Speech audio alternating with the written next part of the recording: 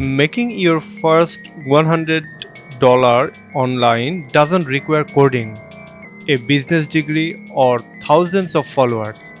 In fact, thousands of people earn their first $100 using nothing more than a laptop, a smartphone, and free AI tools.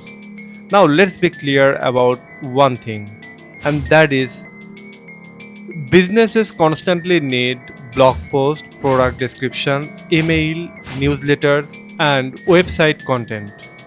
The good news, you don't have to be an expert writer anymore. Free AI tools can help you create professional drafts in minutes. Here's the process. A client asks for a blog article. You generate the first draft using AI. Then you spend a few minutes editing, fact checking, and making it sound natural. That's it. Many beginner freelancers charge between $25 to $50 for a single article. Complete 2 or 4 small jobs, and you have raised your first $100. Where do you find clients?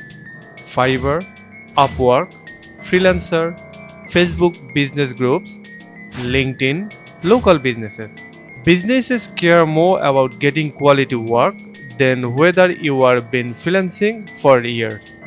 However, this is the one process of making $100 every day. So, if you like it, you can engage yourself in content writing. It will help you to earn and make more and more money.